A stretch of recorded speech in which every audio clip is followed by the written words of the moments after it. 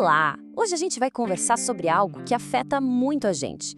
Sabe aqueles sintomas que parecem não ter nada a ver um com o outro? Tipo um cansaço constante, dificuldade para dormir, um inchaço? E se tudo isso estiver ligado a uma única causa? Uma causa que age em silêncio? É uma situação bem familiar para muita gente, né? Aquela de acordar no meio da madrugada, ali entre 2, 3 da manhã, e simplesmente o sono não volta mais. Ou talvez perceber aquele rosto mais inchado de manhã, um cansaço que não vai embora, não importa quantas horas de sono a pessoa tenha. São experiências bem frustrantes e, olha, muito comuns. E se esses problemas todos não forem só coincidência? A verdade é que eles podem ser sinais, sabe? Como pequenos alertas de um único fator que está ali, agindo quietinho no corpo todos os dias. Vamos descobrir o que é. Bom, vamos para a nossa primeira parte, os alarmes silenciosos. Aqui, a gente vai aprender a identificar esses sinais que muitas vezes são tratados como normais da vida corrida, mas que, na verdade, são mensagens muito importantes que o nosso corpo está enviando. O curioso sobre esses sinais que a gente vê aqui é como eles são sutis, fáceis de ignorar no dia a dia. Um rosto inchado de manhã deve ser a noite mal dormida. Acordar de madrugada virou só insônia. Aquela tensão no pescoço é culpa do trabalho, claro. E a irritabilidade? Hoje eu não tô num dia bom. Mas aqui está o ponto principal. Quando esses sinais se tornam constantes, eles deixam de ser casos isolados e formam um padrão. E esse padrão é um alerta que não dá mais para ignorar. Agora, na nossa segunda parte, o hormônio do estresse.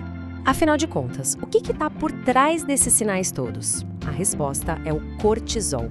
Um hormônio que, como a gente vai ver, tem duas faces bem distintas. Na sua essência, o cortisol é nosso amigo, um aliado.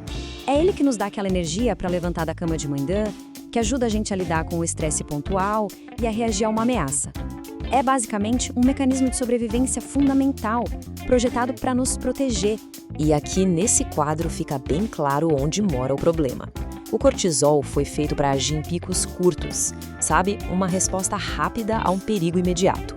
A complicação toda começa quando o estresse vira crônico e os níveis de cortisol ficam lá em cima o tempo todo. É aí que o nosso herói se transforma em vilão, começando a bagunçar tudo, desde o nosso sono até o nosso equilíbrio emocional. Entrando na terceira parte, o corpo sob pressão. Agora a gente vai mergulhar nos impactos físicos e metabólicos de ter esse cortisol cronicamente alto no organismo. O que a gente vê aqui é um verdadeiro ciclo vicioso. Olha só, o estresse constante eleva o cortisol. Esse hormônio, por sua vez, manda um sinal para o cérebro de que precisa de energia, e rápido. O resultado? Uma vontade louca de comer açúcar e alimentos gordurosos. Ao ceder essa vontade, o desequilíbrio hormonal só piora. E o corpo, que está em modo de emergência, armazena essa energia extra como gordura, principalmente ali na região da barriga. Então, esse é um ponto crucial para muita gente que luta com o peso. Se mesmo com dieta, com exercício, aquela gordurinha abdominal teima em não sair, o cortisol pode muito bem ser o culpado. É que o corpo está em modo de sobrevivência, se agarrando a cada caloria. Não é falta de disciplina, entende? É fisiologia pura. E os efeitos vão muito além do metabolismo. A exaustão se torna algo profundo. O cabelo pode começar a afinar por causa desse desequilíbrio todo. A libido diminui e vem aquela sensação geral de lentidão, sabe? Como se o corpo e a mente estivessem se movendo em câmera lenta. Chegamos na quarta parte, o caminho para o equilíbrio. Bom, a gente já entendeu o problema. Agora a pergunta é, como encontrar a solução? Como reequilibrar o corpo? Essa frase é a chave para virar o jogo. Em vez de encarar esses sintomas como falhas ou fraquezas, é preciso olhar para eles como dados, informações valiosíssimas que o corpo está dando. É um pedido claro por uma mudança de rota.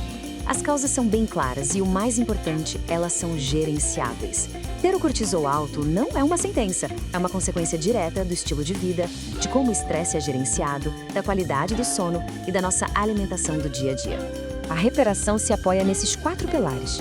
Primeiro, gerenciar o estresse, com pequenas pausas, técnicas de respiração, coisas simples. Segundo, priorizar o sono, tratar o descanso como algo inegociável.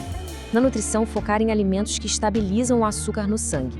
Pense em proteínas, gorduras boas, carboidratos complexos, para combater a fadiga e aquela vontade de doce. E por último, mas não menos importante, encarar as fontes de preocupação de frente, em vez de deixar que elas se acumulem. E agora a nossa última sessão, a lista de verificação pessoal. Porque tudo começa com a consciência do que está acontecendo. Então, a reflexão final é essa. Olhando para a lista de sinais que a gente conversou, quantos deles parecem familiares na experiência diária? Isso pode funcionar como uma espécie de checklist de hábitos. A ideia não é, de forma alguma, um autodiagnóstico. É sobre autoconsciência. Reconhecer esses padrões é o primeiríssimo e mais importante passo. Porque é esse reconhecimento que abre o caminho para a ação. E é a ação que tem o poder de transformar tudo, de devolver o equilíbrio e o bem-estar.